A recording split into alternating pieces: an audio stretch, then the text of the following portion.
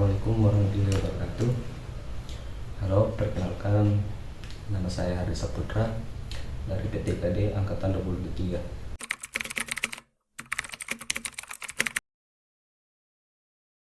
Jadi, ini adalah tugas tentang permasalahan dalam dunia pendidikan serta dampak dan solusinya.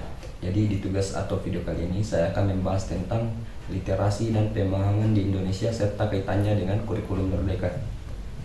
Ya pemirsa, puluhan murid SMP Negeri 1 Pangandaran Jawa Barat dilaporkan belum lancar membaca. Kepanjangan SMP. Sekolah makan pempek.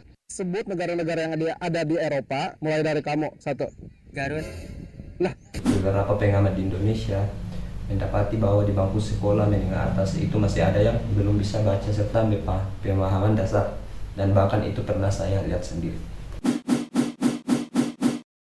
Jadi selain itu, kemampuan bernalar dan pengimplementasian ilmu dalam dunia nyata itu juga menurun, dan para pengamat mengaitkan masalah ini dengan kurikulum yang digagas oleh mantan Menteri Pendidikan Nadiem Makarim, di mana kurikulum ini mengikuti gaya belajar dari negara Finlandia yang diadopsi secara nasional, bukannya mendapatkan output yang sama seperti siswa di Finlandia, tapi malah sebaliknya. Kurikulum ini juga pernah dikritik oleh mantan Wakil Presiden Indonesia ke-10. Berikut adalah video cuplikannya. Kalau bicara pendidikan, jangan contohin Finland, jangan contohin Singapura. Mereka penduduknya 5 juta, income per kapitanya 70.000. Jadi kalau bicara pendidikan di sana mau merdeka, silakan, karena mau bicara kimia ada labnya, mau bicara fisika ada labnya, mau olahraga ada lapangan olahraganya, mau apa ada semuanya. Di Amerika, di Singapura, di Finland apalagi. Tapi kalau merdeka, apa merdeka? Tidak merdeka aja tidak belajar, apalagi merdeka. Dampak literasi rendah di Indonesia. Yang pertama itu 5 skill bernalar. Jadi kemampuan baca yang rendah memiliki efek dominonya, parah banget. Bahkan sesudah SMA yang tidak bisa bernalar kritis, buat menganalisa info saja susah. Kurikulum merdeka yang mengikuti gaya Finlandia, niatnya bagus biar kreatif, tapi realitanya malah bikin bingung karena fondasi baca mereka yang belum kuat. Terus yang kedua itu ada kesenjangan makin lebar. Jadi bukannya makin merdeka dalam belajar, di daerah terpencil malah tambah tertinggal. Kurikulum merdeka meminta guru dan siswa eksplorasi sendiri, tapi kalau fasilitas kayak buku dan pelatihan guru tidak ada, yang dimana mau hasilnya jalan. Hasilnya siswa di kota maju, yang di desa malah ngestak. Yang ketiga itu terkendala dalam dunia nyata. Mungkin kita pernah dengar anak lulusan sekolah tapi tidak tahu cara pakai ilmu di dunia nyata. Nah, ini masalah besar. Walaupun kurikulumnya bilang mau bikin siswa problem solver, kenyataannya masih banyak yang bingung gimana mengimplementasikan pelajaran di kehidupan sehari-hari. Yang keempat itu ketimpangan sosial makin parah. Tidak bisa baca saja susah, bikin mereka susah lulus sekolah, apalagi cari kerja. Ujung-ujungnya mereka bakal keluar dari lingkaran kemiskinan. Terus yang kelima itu adalah hal yang paling penting, yaitu rentan hoax. Literasi rendah bikin orang gampang kemakan hoax, apalagi di zaman medsos sekarang, di mana informasi itu semakin cepat.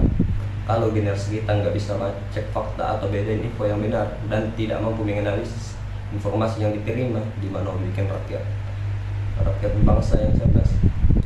Solusi pemerintah untuk menangani masalah literasi di Indonesia. Yang pertama itu ada solusi Gerakan Literasi Nasional atau disingkat GLN. Jadi dikutip dari Tanoto Foundation, pemerintah lewat Kementerian Pendidikan bikin program GLN sejak 2016. Tujuannya biar semua kalangan dari keluarga sampai masyarakat jadi rajin baca, menulis, dan belajar sepanjang hayat. Harapannya orang Indonesia makin cerdas dan kualitas hidupnya baik. GLN ini nggak cuma buat anak sekolah, tapi juga ngajak ortu sama komunitas buat ikut andil. Yang kedua itu hibah buat komunitas literasi. Dikutip dari indonesia.go.id, pemerintah Indonesia juga kasih dana hibah sampai 50 juta buat komunitas penggerak literasi. Intinya biar makin banyak orang dapat akses buku keren dan edukasi lokal. Makin jarang. Caranya tinggal ajukan proposal saja dan pemerintah bakal mensupport. Terus yang ketiga, fokus ke 4 skill. Prioritas adalah literasi itu bukan cuma soal baca tulis doang, tapi juga soal berpikir kritis, kreatif, kolaborasi, dan komunikasi atau disingkat 4C. Jadi kalau di skill ini naik, kita nggak cuma siap bersaing di lokal, tapi juga global, terutama di dunia digital yang semakin gila ini. Kesimpulan, masalah literasi di Indonesia, terutama pada siswa tingkat SMA yang bahkan belum mampu membaca dengan baik, merupakan fenomena yang kompleks. Kurikulum merdeka yang diadopsi dari Finlandia bertujuan meningkatkan kreativitas dan pembelajaran berbasis eksplorasi, tetapi implementasinya kurang optimal karena berbagai kendala seperti kesiapan guru, fasilitas yang tidak merata, dan kesenjangan atas pendidikan di daerah. Hal ini dapat menyebabkan dampak yang sangat serius.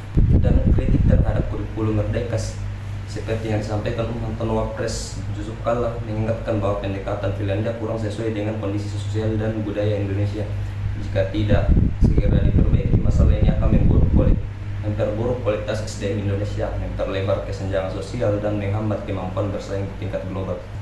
Sekian dari saya, wabillahi taufiq wal hidayah. Assalamualaikum warahmatullahi wabarakatuh.